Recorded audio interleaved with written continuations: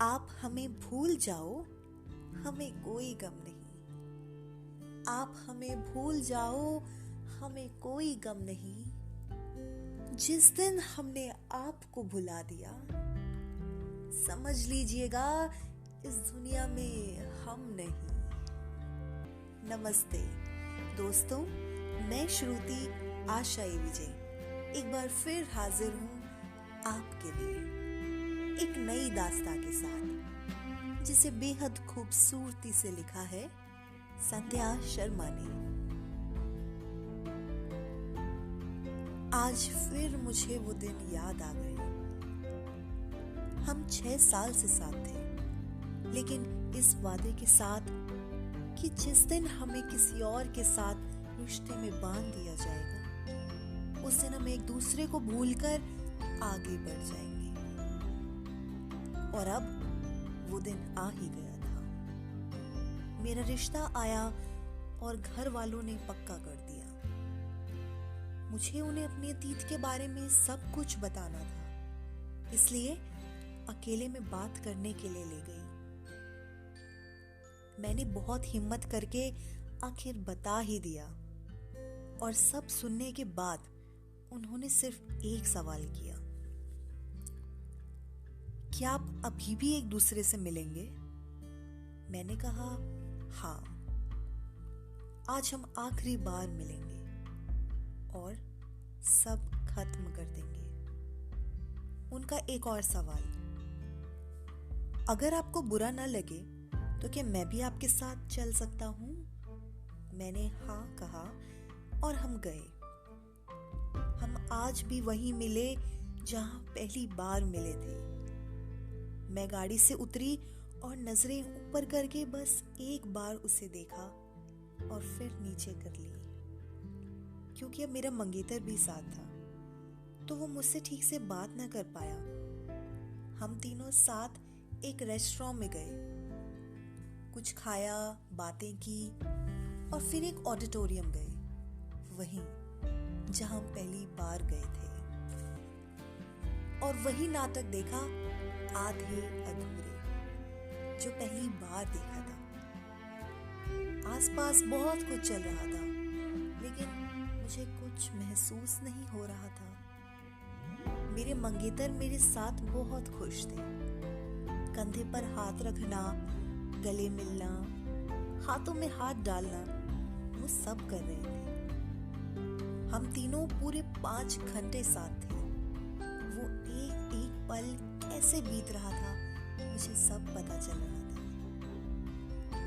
लेकिन इन सब के बीच मेरी नजरें पूरे समय सिर्फ नीचे ही थी। एक अजीब सी उलझन, अतीत से बिछड़ने का दुख, वर्तमान का लिहाज या भविष्य की चिंता, कुछ पता नहीं था क्या हो गया था मुझे। नाटक खत्म और हम बाहर आए।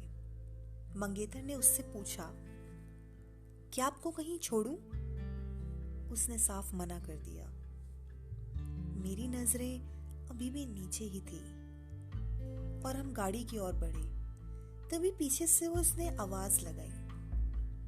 मुझ में एक अजीब सी हलचल हुई और आस भरी नजरों से उसे मुड़कर देखा। हम पास आए। उसने मेरी आंखों में आंखें डालकर मुझे देखा और मेरे मंगेतर से कहा, शेरनी है ये, बहुत दहाड़ती है, ख्याल रखना। और तभी मेरे हाथों में एक हाथ आया, मेरे मंगेतर का, और कहा, आपने संभाल लिया तो मैं भी संभाल लूंगा। बस एक बार फिर मेरी नजरें झुकी। उन्होंने गाड़ी का दरवाजा खोला और मुझे अंदर बैठाया। मेरी आंखें अब आंसुओं से भर चुकी थी। दिल कुछ और दिमाग कुछ कह रहा था। मुझसे रुका न गया और दौड़कर जा उसे कसकर गले लगा लिया। हमने बिना किसी की परवाह किए, बिना किसी डर के एक दूसरे को कसकर गले लगा लिया, और मेरी आंखों से आते आंसुओं को वो पोंछने लगा।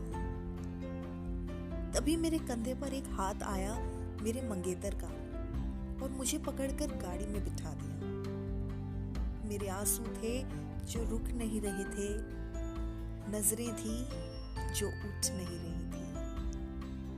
और उस दिन मैं जब उससे बिछड़ी तो मेरी एक बेशकीमती चीज मैं उसके पास छोड़ आई थी, मेरी मुस्कान। और आज मुझे उसका सबसे ज्यादा दुख है। किसी के साथ रहना, वक्त गुजारना सिर्फ एक हद तक अच्छा लगता है, उसके बाद नहीं। अगर आप किसी को अपनी जिंदगी का हिस्सा बना रहे हैं तो सिर्फ एक हद तक ही रखिए, या उसे निभाने की हिम्मत भी रखिए। कहीं ऐसा ना हो कि जो दिक्कतें, जो ताने आज मैं सहन कर रही हूं, कल वह आपको भी सहन करने पड़े। नादानी में किए गए इस प्यार को अपनी कमजोरी मत बनाइए। यहां आपका जीवन खत्म नहीं हो रहा, अभी तो पहल ही की है, मंजिल तक पहुंचना अभी बाकी है। तो दोस्तों, आपसे विदा लेने का समय आ चुका है, पर जाते जाते एक बहुत खूब लिखी हुई शायरी अर्ज करना चाहूंगी। तुझे याद कर लिया है आयत की तरह, तुझे याद कर लिया है आयत की तरह, अब तेरा जिक्र होगा इबादत की तरह, इबादत की तरह।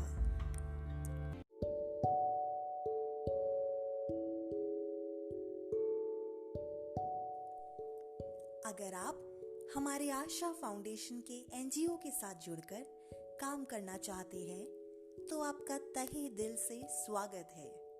अधिक जानकारी के लिए नीचे दिए गए डिस्क्रिप्शन लिंक पर जाएं।